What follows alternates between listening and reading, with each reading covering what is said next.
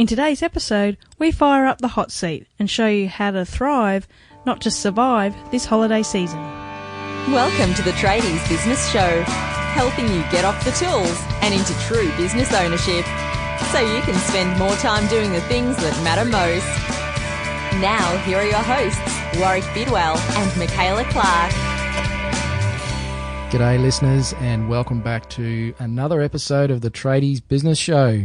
We have a pioneering episode today. We fire up the hot seat for the very first time. We had somebody in the studio that was on social media looking for some help with lead generation, and we had quite a few people contact us and say, hey guys, you should help this business out.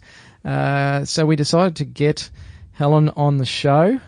Helen Yost runs a business called the Plumbettes. So it's an all-girl plumbing business, and yeah, she came in here for some business help. We're calling it the hot seat, though, because I think there was a bit of a grilling in there. But she may have needed a bucket at one point. But look, it was great to actually get a listener of the show to come in and get some live feedback and some live help from us. And certainly, you know, there's some nuggets in there that Helen took away. And I chatted to her after the show, and she said it was a great experience, actually. She said it was a lot better than she thought it was going to be. So that's a good sign. That's a relief.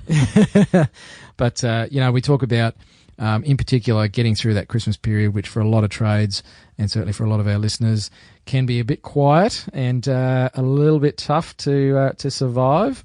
So we talked about ways that Helen and the Plumbettes could actually turn that into a great opportunity to really get the business sailing through that period. Yeah, and I think any business would certainly get some tips out of what we shared with her, and hopefully we'll have her back in a few months and see how it's going and, do a follow-up. But, great episode, great interview, really good talking to Helen, and I know she's going to do some great stuff. She's got some really great ideas, and she's very passionate about her business too, which is awesome to see. She is. So we'll get stuck in. And so today we'd like to welcome Helen from the Plumbettes, an all-female plumbing service, just to talk about her business and see how we can help. Welcome. Thank you for having me. G'day, Helen. Hi, how are you? Great, thanks. That's good. So firstly off, tell us a little bit about your story, why you got into plumbing and why you started the business and where you're at now. Okay, so the Plumbettes was hatched from an idea that came out of a plumbing conference that we had in 2011. I was in a room full of other ladies that was looking after their partners' plumbing businesses, and the guy kept saying, be the yellow duck. And I got bored and kept thinking to myself, well, why are we being yellow ducks? We're ladies. We should be pink ducks. And that's where the thought pattern came from. And I've gone, well, pink ducks, pink ladies, pink plumbers. Hey, that's a good idea. Why don't we have an all-female plumbing team? And I spoke to my boss about it, and he was like, no, girls don't plumb. So that made me want to become a plumber even more. And I did my apprenticeship and thought, well, we're going to do this. Cool. We're going to do this. I'm not going to be just a plumber. I want to change the world in plumbing. And there's a lady in the UK doing it already, and I'd like to be Australia's first. So registered all the names and started it. And here you are doing it. Here I am doing it. Awesome. And so when did the business start? We started trading on Australia Day this year. Very patriotic of us. Nice work. Yep. And it's going well by all accounts? We're getting there. It's started to slow down towards the end of the year, but it's been going guns blazing throughout the year, and coming into the happy season, it's not so happy.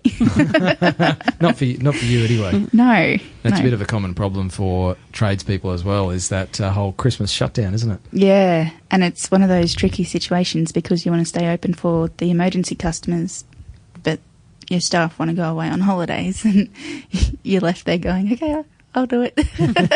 You're it. I'm it. Tag. Yeah, exactly.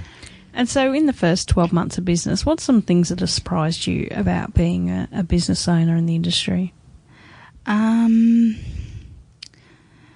had a background in the industry from being an office manager, so not much really surprised me in the sense of things happening in the industry. I guess focusing more on the residential side, it was more of a surprise how many females picked up on the idea of a female plumber as opposed to a male plumber. Mm-hmm. That was definitely a surprise. I don't think that would be an industry-specific thing, though. That's more just a customer-orientated thing. Sure. And so what do they say is the difference between, having a female tradie? They don't feel intimidated. They feel very comfortable at home. They feel safe and secure. They're over the moon that we leave the place cleaner than what it was when we first got there, so they're not having to clean up after us. Love the fact that we come on time. We're there on time every time, and if we're late, we let them know beforehand. So yep. They're always happy about that. Haven't had a complaint yet. So great. And I believe you've got a no crack promise as well. We do have a no crack promise. You're really going to bring that up, aren't you, Michaela? Nice work. We actually wear overalls, so there is definitely a no crack promise. Great. And how do you find getting staff with such a specialty that you've got in the industry? Has that been a good thing or a challenge for you? It's definitely been a challenge. I've found that when I'm looking for the female tradies, they're very few and far between. But I find when I'm not looking, they seem to show up. Yeah. It's one of those things you don't realise you need until it's in front of you. Sure. And out of interest, do you know how many licensed plumbers there would be in Australia, do you think? The last statistic showed in 2013 that there was 648 female plumbers in Australia. Okay. Oh, wow. Yep. Yeah. Okay, so there's a few out there. There's a few out there. You might need to poach some staff from the other plumbers getting Yeah, I've already had that discussion with a plumber and he wasn't real happy because she was his best plumber. Yeah. It's a valid point as well, though. Is something that I guess Michaela and I both talk to clients about is building the kind of business that will attract great team. Yeah. Are you doing anything differently to other plumbers that would, I guess, make people want to come and work for you? There's definitely a stronger sense of appreciation in our team. We're building a strong culture based around the quality of work and the quality of customer service they bring. When our girls do a fantastic job, they're recognised for that, not just, it's expected of you. We praise our girls when they do a fantastic job, and if it's less than fantastic, we're not, aggressive or down the throat. We're supportive and take them through more training and do things that will improve their skills, not belittle them instead. So it's definitely that culture building that'll grow that stronger foundation in the business.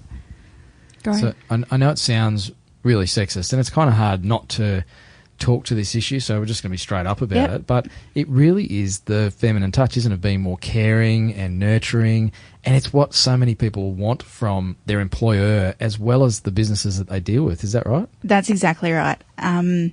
So our motto is plumber's knowledge with a woman's touch, because it is about that female touch. We are more nurturing and caring, and we do have that innate sense of being able to get down to the core issue, because it's not necessarily the problem with the leaking tap. It's, I don't really want to call that plumber because he's really intimidating, and what if he does something I don't like? But they'll call us because we're females. We're not going to do anything that will make them feel insecure in their house. And there's that trust factor as well from a sales perspective. Do you find that's perhaps a little easier to overcome, or that you don't have those barriers there when you're actually quoting on jobs and that sort of stuff? Yeah, definitely. Being, back to the feminist side, there's more trust in the sense of they're not feeling ripped off. Mind you, I don't necessarily like talking about the whole feminist side. I'm not a feminist per se. There's some fantastic male plumbers out there, but they're all getting a bad name because there's so many cowboys out there. It's quite disappointing because there's some fantastic male plumbers out there too.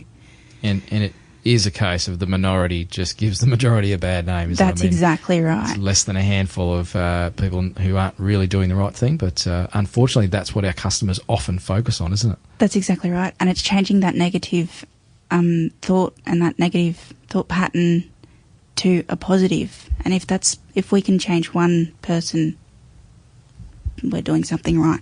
Cool. Great. So we had a call out that you were after, it's getting a bit quiet, and we thought we'd get you on the show and do a bit of a brainstorm together about how we could help you get some more leads across this quieter period of December and January. Yeah. So we're going to just start seeing what we can do and try and help you in this tough period, and hopefully other trades out there that find this to be a low season can get some tips as well. Yep. Okay, so I just got the nod. So, look, we have had a bit of a chat in social media and also when you came into the studio, Helen. Yeah. But I guess, we've probably got a bit of a rapid-fire list here that we can run through. Yeah. I think for me, the first thing that I see with a lot of businesses is it's very powerful and very important to get very clear on who your target audience is. Yes. And I think you've done some work around that. Can you tell me a bit more about that and how clear you are on who your ideal clients are? Okay, so our ideal client is definitely the stay-at-home lady. Statistics show that 78% of decisions made in the house are made by females, and 49% of trade work booked in is booked in by a female. That's in every household around Australia. Wow. So the statistics are pretty high. Yeah. So we're targeting the ladies at home that would feel more comfortable with the female in the house. For reasons that I said earlier, with feeling safer, more trustworthy, cleanliness, on time, no crack policy, all those things, the ladies have expressed those as massive issues, and we're here to change that. So that's definitely our major clear target market for sure. So the next step, once you've got clarity around that, is then getting great definition around where those stay-at-home mums, I guess, or wives are hanging out. And by that I mean, and I used the example with Michaela before we hit record, of if you wanted to attract seagulls or catch some seagulls, you wouldn't go to Birdsville with a bag of birdseed because you're not going to find many seagulls out there, right? Now, I'm not saying that's what you're doing, Helen, but I see this often with businesses and particularly trades. It's like, oh, well, it's homeowners. Okay, that's broad to start with. And so the narrower you can actually get that down in terms of your definition, the more powerful your marketing can become, because you can start to speak to those people. So obviously to get the seagulls, we're going to go to the beach with some hot chips, right? Mm-hmm. So I suppose the next thing is to say, okay, well, is your marketing actually speaking directly to your target audience, and how well is it doing that? Oh, I don't think my marketing's speaking to my target audience at all. I have got a Facebook page. Surprisingly, I have more men following the Facebook page than women. Or maybe not surprisingly. Not surprisingly. And definitely the most popular posts are the ones from photos of the girls being on site, doing the work. So, not surprisingly, most likes also come from males too.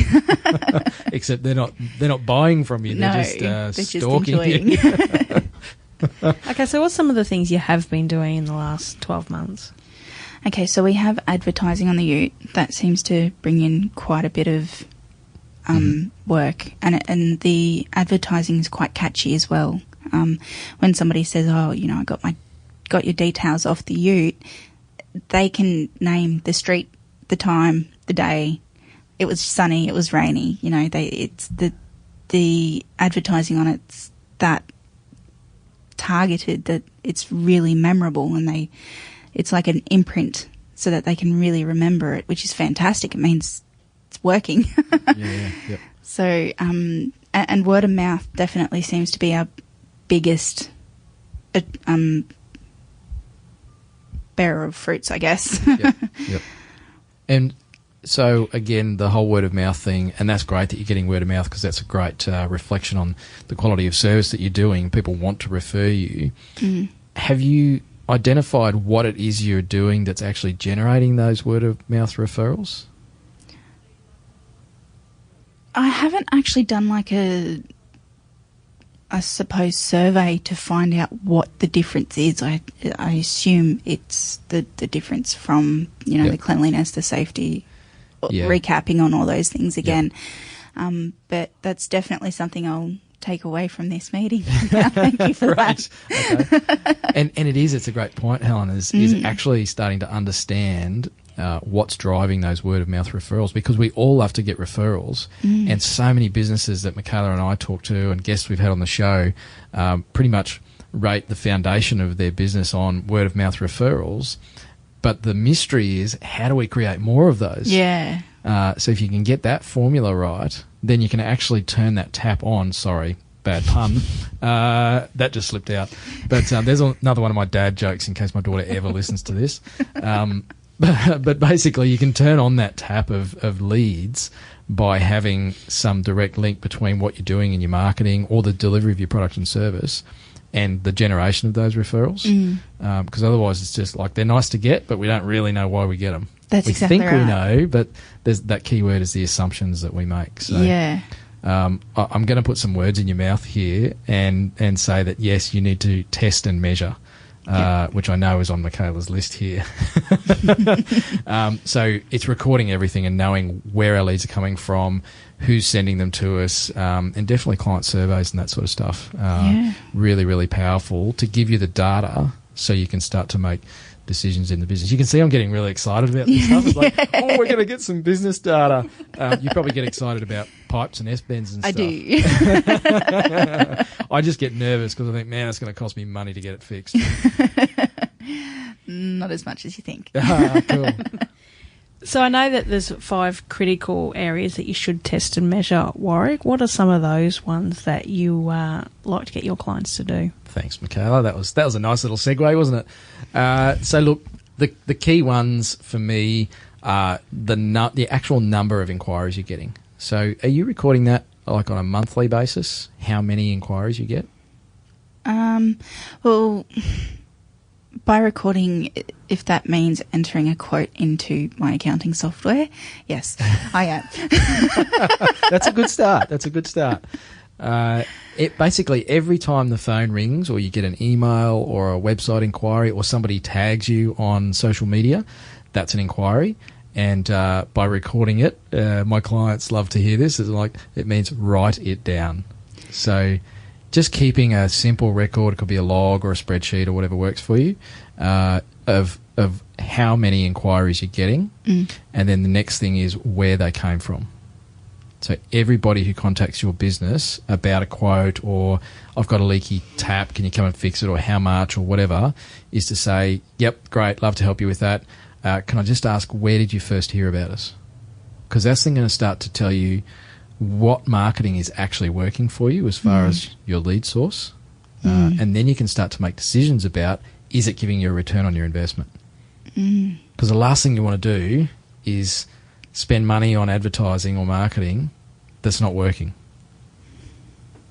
Yeah, and I find a lot of clients say, oh, yeah, I've got a good idea where my leads come from. I said, I guarantee you if you start tracking it, it'll be different to where you think.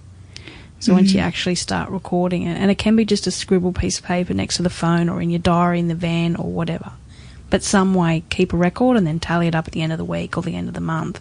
And then over a 1 to 2, 3 month period, you'll start to see some trends. And it's always different to what you assume. And it's always quite interesting to then track as well, not only where they came from, but which ones you tend to convert more, which comes on to the next one.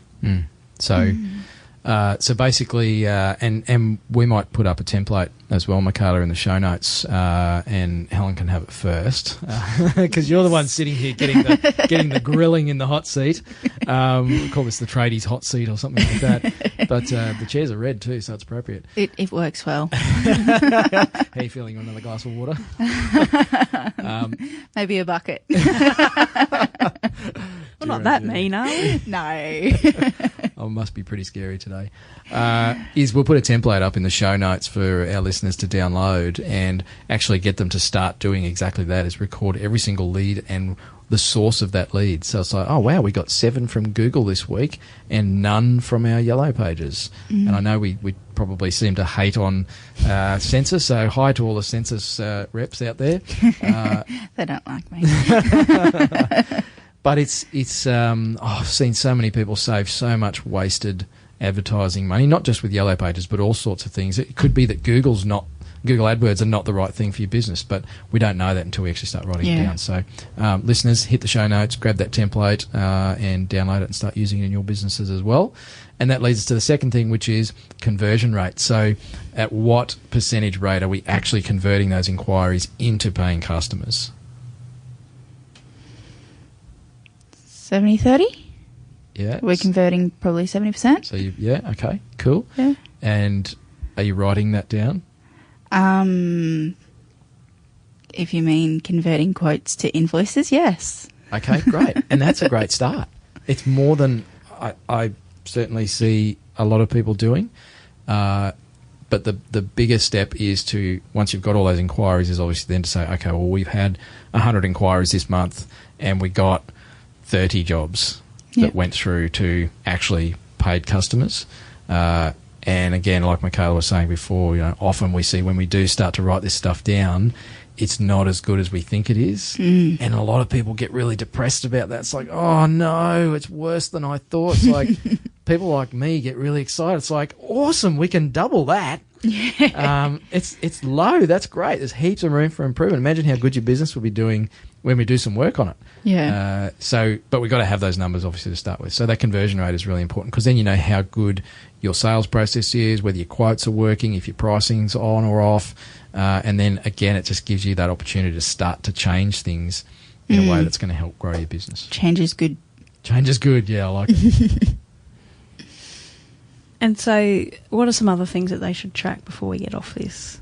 Look, I suppose we go back to that target audience thing as well, is who are your customers? So actually recording the types of people that you're doing business for. And that's a little bit like myself is when I looked back at my client base over several years, I realised that almost all of my clients were tradies. And so, well, it's kind of a natural fit for me to say that I work with tradies. So similarly, if you're finding that you're attracting a certain type of customer, maybe you thought your target market was X, but it turns out that it's actually Y. And Michaela and I were having a conversation about this at the top of the show about somebody who seems to be attracting a certain type of client unexpectedly. So there's obviously something about that business that's appealing to those people. But we've got to know by keeping records or just reviewing it on a regular basis. So having a look at your customer base maybe each month or quarter, going through your your bookkeeping software package, looking at the sorts of clients you're dealing with. And often there's some aha moments in there. It's like, look at that. I didn't realise that. Or, yep, I knew it would be like that. So that would be another big thing as well, is just doing that regular analysis. Cool. Definitely. All right, so let's get into some tactics because I love a good tactical too. I'll hand the baton over to you, Carl.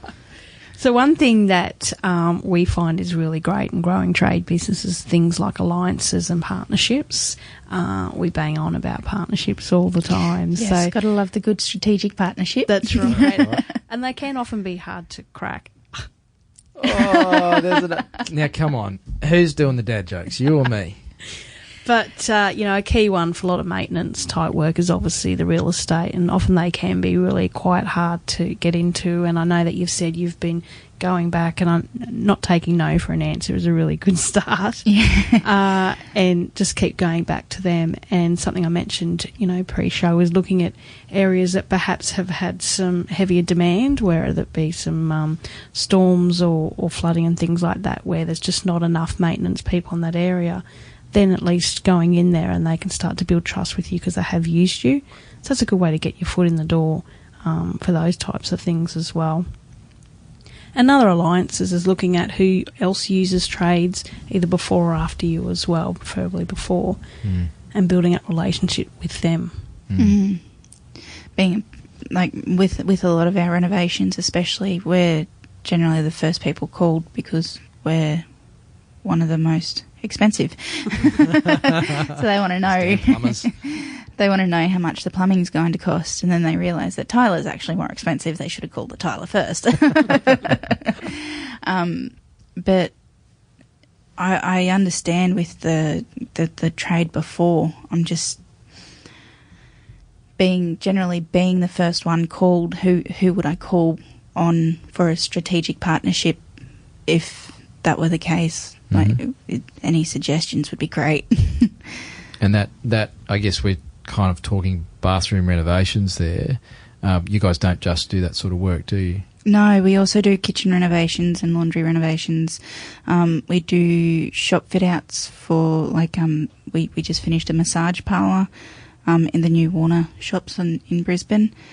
We have been known to do some construction work. We did some work out at Griffith University in upgrading of fire mains. But definitely bathroom, kitchen, laundry renos and your domestic work is the main focus for the Plumbettes, for sure. Yeah, cool. And it can be a little challenging sometimes to work out, well, who could I actually have an alliance with? Because if you are literally the first person that gets called by the prospective client, then it's seemingly there's no opportunity for you to get any referrals from those other trades. I guess the other way to look at that as well is to flip that around. Say, well, if you're the first person to get called, it'd be great to actually get some relationships with those other trades that are down the line from you, and not necessarily to get kickbacks or anything, but what can they do for you if you're going to refer those clients to them? And perhaps they have a wider database or some other opportunities to get you in front of their prospective clients, or some maintenance work or something like that. So it's leveraging those connections if you're in that position of power with those customers. And it's also, then they can help introduce you into real estates or builders or other ones that are quite hard. So it's more like, you give in one area and get in another that will help you eventually get to your end goal. Yeah. Yep. I've got the tiler and the electrician and the builder. Nice. I think it's a bit one way though. Might be time for a new tiler and builder. Huh? Maybe. So yeah, those alliances. I guess if you think of the buying process for people as a bit of a timeline, and have a look at where you sit on that decision timeline. If there's anybody that comes before you, even if it's maybe designers, or it'd be nice to think we could actually develop an alliance with the bank if someone's borrowing money, but that's unlikely. Hi to all the banks listening. Hi, bank. You need a good plumber. Yeah, if you need a good plumber, there's one to call. But yeah, certainly looking at that timeline, just figuring out who's either side of you in that whole decision timeline, and just seeing if you can forge some stronger relationships, maybe ones that aren't as one-sided as the ones you've currently got. Time for a spring clean. So a great way to find new partnerships is looking at networking, and I know N is a dirty word in the trade industry, but I know so many businesses that are just too busy because of networking, and more your structured referral type networking systems. So it's certainly something to look at there, where it's a format that you can grow businesses together and things like that. So I know that plumbers in particular do really, really, really well in this area. So it's something to consider as well. Really, really well. Really, really well? It would be my number one suggestion, just about. And mine. Yeah, it would be our number one. And often they're a weekly or fortnightly thing, so they do take a bit of time commitment, but they just do so well they can't keep them in these groups because they just get too busy and they're out of there. And part of those groups are things like builders, cabinet makers, electricians, so other trades as well, that you can also build relationships with there as well. But real estate property managers, estate agents, all that kind of stuff. So a structured referral-based networking group is definitely something that I would put on top of your list to do straight away. And awesome. Low cost as well. So a lot of these strategies we're talking about don't cost a lot of money. We're not saying go and get TV ads or revamp your website and spend thousands of dollars on marketing and advertising. It's finding those great bang for buck strategies that can often work pretty quickly as well. So we were talking earlier about the quiet period coming into Christmas. We're looking for those reasonably quick turnaround strategies. Not all of them are likely to deliver in the next 4 weeks. Is there 4 weeks to Christmas? There's actually 24 days. 24 days. We just gave away when we recorded this episode.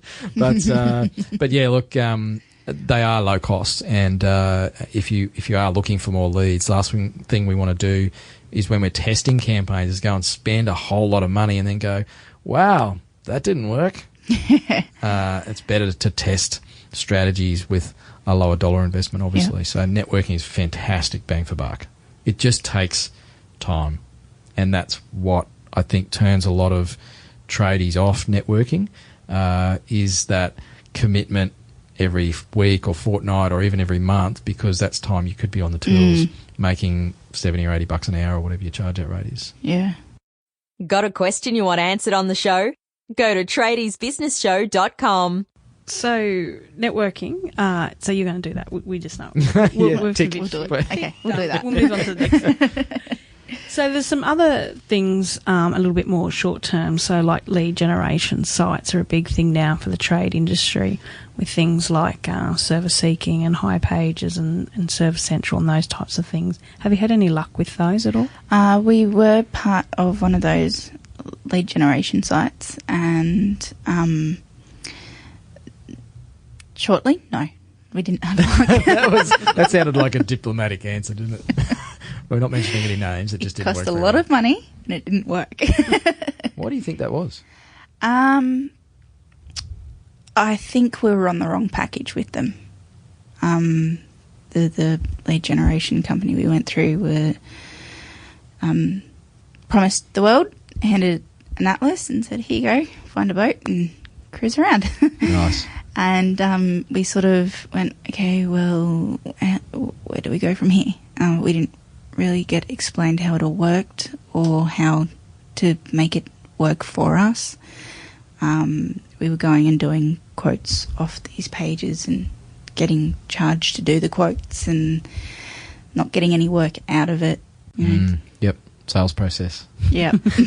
So yeah, that getting inquiries and not converting them is wasted time and effort. Yeah, for sure. And the money that you put into like these service pages, some of the packages are phenomenal. And when they sign you up, it's like, yeah, this is going to work. This is amazing. I can't wait. And you're getting all these leads sent to you, and you're fitting them all in and doing all these quotes, and you're getting maybe 1 or 2 jobs out of it, and it's like little jobs, and it's like, well, I know my prices.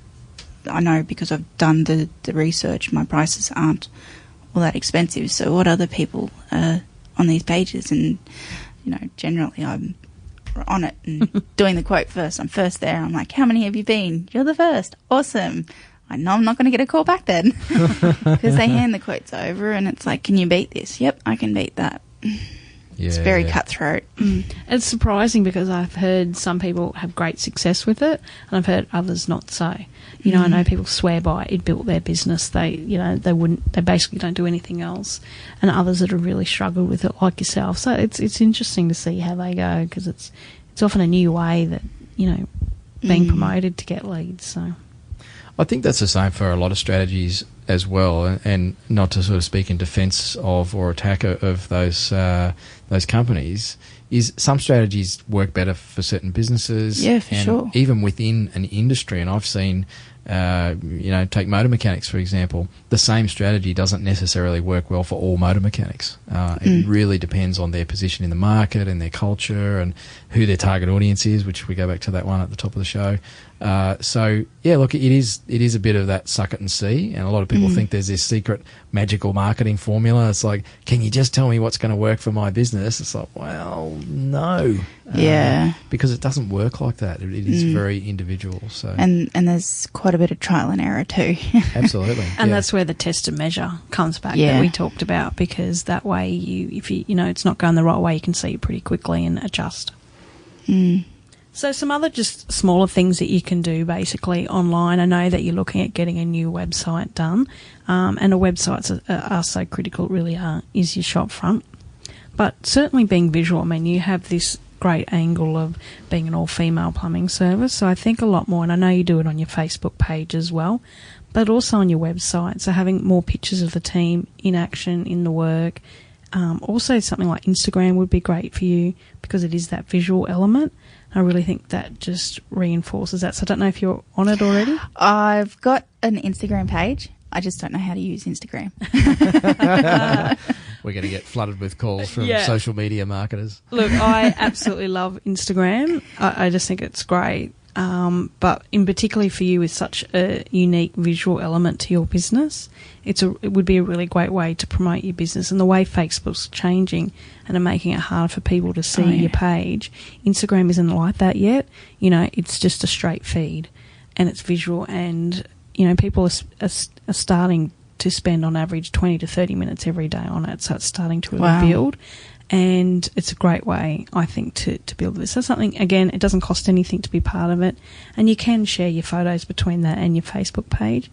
But taking a quick photo on site, uploading it, you're done. So it's a really easy one for people that work on the field to use. You don't have to get to a computer and think about what you're going to say, because it's all about the visual. So I'll show you after we That stop would be recording. fantastic. I love it. I'm very pro Instagram. And I notice you've got the beautiful pink iPad cover going on there, Helen. It has to go with the pink plumettes. Everything is pink. Yeah, and one thing is, you know, you're in your overalls, you're beautifully presented. Often so many people aren't, so we don't even have to mention that, but just That's right. And before and after shots as well are a great way to convey that message to people. Even with a bathroom renovation, where you take the before shot of the lime green laminate and all that sort of stuff, and then the after photo, it's just such powerful marketing message as well. Yeah, we've got a few posts coming up on Facebook that are before and afters. Great. So put them on Instagram as the message there. But the other big thing you could be doing is YouTube. And again, it's something you can easily do on your phone or iPad when you're on site, and it's something you can upload straight to YouTube. Now, the thing with YouTube, it's like Google. It is a search engine as well. It's actually the second biggest. And people are more likely to, about 47%, click on a video than a website page when listed in Google. So every time you're on a job site, before and after photos, things like that, before, you know, the girls having a laugh on the job site, just upload as many as you can, and putting some of your keywords, whether it be plumbing and Plumbers Brisbane or whatever you're doing, and about the female plumbers and all that in your descriptions and keywords and things like that. So again, it's low cost, it's free. No one else is doing it. So if you can utilise YouTube and Instagram, these things where people aren't, that will help you, certainly will give you a kick as well. And the other thing is video testimonials. They're very, very, very, very powerful. So Helen should be doing video testimonials, Michaela? She should. You don't need a fancy camera, just your phone, your iPad, you know, just get people on camera. It's very powerful. I agree with you 100%. I just need my customers to know how powerful they are. Please, can you just do one? Please do me a video. Yeah. I know, it's really hard to get people to do it on camera, but, you know, you're sweet and charming, so... Who could say no? Thank you. Another big one is also looking at neighbourhood calls when you're in the area. I don't know if you already do that, but having a flyer and handing it out when you're in the streets. That's something you do. Yeah, we do. Yeah. Yep. When we're on a job site, we've got magnets and business cards attached to a flyer that gets in the letterbox in the same street that the work's been done. So, do you get much response from that? I've had a couple of jobs. It's not as much as I thought I would. I do. When a job gets booked in, I do ask, you know, oh, how'd you get our details? Oh, I got it off the ute. Or so-and-so told me, or, you know, but there's not much been from the flyers, so. Yeah, cool. And it's something for our listeners to consider as well, is having really powerful calls to action and offers, and developing maybe 3 or 4 different offers that you can use across your different marketing. So perhaps you trial a free water-saving shower head with every tap upgrade or something. Clutching at straws here, but you have some sort of powerful offer. So that the job is more than just replacing a toilet system. It turns into a new soft closing lid for an extra $30, and just having some sort of enticing offer and just trialling some different offers to see what might be grabbing people's attention as well, rather than just, hey, we're the Plumbettes, please use us. And the other thing you can be doing as well is being providing helpful advice and being the expert. So when you're doing a job, it may be, we'll do a free check of all your taps to make sure they're not leaking, or leave some water-saving advice, or anything else that you can be seen as the expert in your area. And that's the same as on the website, providing how-to articles, water-saving advice, trends in bathrooms, kitchens, things like that, sinks, anything like that makes you look like the authority and expert in the industry as well. And certainly be able to, if you had some water-saving tip brochure that you leave with people, you can say, oh, yeah, we also do this, and we can do a, free check or whatever when things are slow. So yeah, we have a plumbing health check that we do. Yeah. That's generally, when we're doing a tap service or a toilet service, we do the free plumbing health check with it, and it's to say whether you're in compliant with wells or not. Yep. Yep. And the other thing is, leaving vouchers for people that they may know to be able to refer to get their free health check as well. Could be another way of spreading the word as well. My butcher gave me some simple little loyalty cards the other day, not for me, but for me to hand out to friends and family. And so, I'll give those out to people at the gym and family members and other friends that I know that are in his area. So he kind of picks up some new customers because he's done a great job of turning me into a loyal customer, and he's given me something so that I can give something away to the people close to me as well. Yeah. And so the last thing we just want to touch on, unless you have anything else, Warwick, but it's all about being known in your industry. I know you mentioned you had the opportunity to do some things with Bunnings and some workshops and things like that. I think that's a really, really great way to build your profile and your brand, and getting out there and doing that kind of thing. Again, you're going to be instantly more recognisable as an expert in the industry, but again, it's that whole female visual thing of you actually doing a job in front of people as well that'll get the message across. Yep, celebrity status. I mean, you're on the Tradies Business Show, so it all starts here. It only goes down from here. Yeah, we're not getting ahead of ourselves, are we? It's also, like you mentioned earlier, Warwick, commenting about being a woman in business. So not just trades and plumbing, but just raising your profile in other areas as well. Yeah. We had, in episode 8, we had Shani Keezer from shaniandjulius.com. So, they're fitness experts and health experts.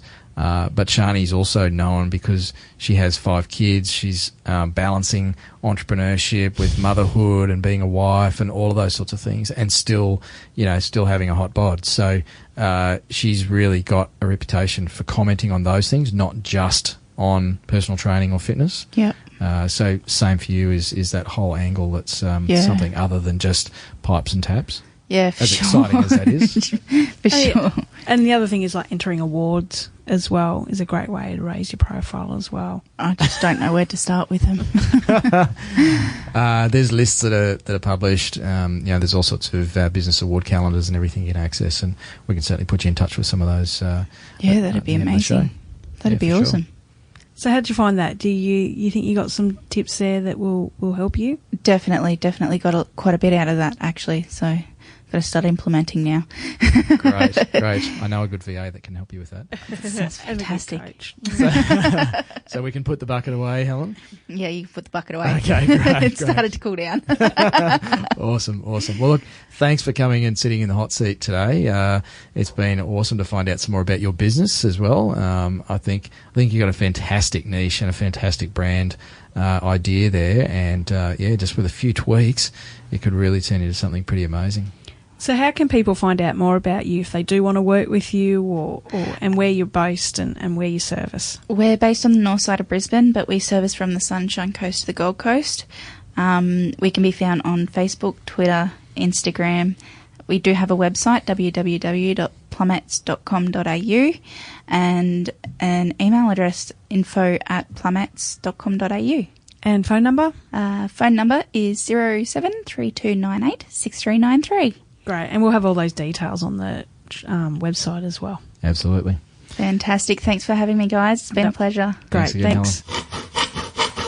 And it was great having Helen on the show. It's tough sometimes to put yourself in that situation, but I think she got a lot out of it. So thanks again, Helen, for being part of the show. Yeah, great sport, Helen, and I'm glad we didn't tell her too much about what was going to happen in the studio today. I think she may not have come in for that, but no, she was definitely a great sport. And my biggest takeaway from that was her passion and belief for what she's doing. She really does believe in her business values and where she's headed with it. Yeah, and she's certainly, just the way she presents herself and talks about her business, you can really tell that she cares about the customers and the service that she provides. And look, she's got some great plans going forward, so we hope to have her back on the show soon and see how she went. Absolutely. And we were talking about Christmas and things maybe being a little slow for some of the trades out there, and that can make cash flow a bit tough. So, look, our show sponsor is MYOB and their Pay Direct solution. They've got a special offer for our listeners. So if you want to be able to collect payments from your clients on the spot via your smartphone and this funky little card reader device, hit our show page, so tradiesbusinessshow.com/MYOB, and you can check it out there. Yeah, and if you want to never miss an episode of the show, make sure to subscribe on iTunes. And if you like today's episode, and particularly the hot seat, we'd love to know.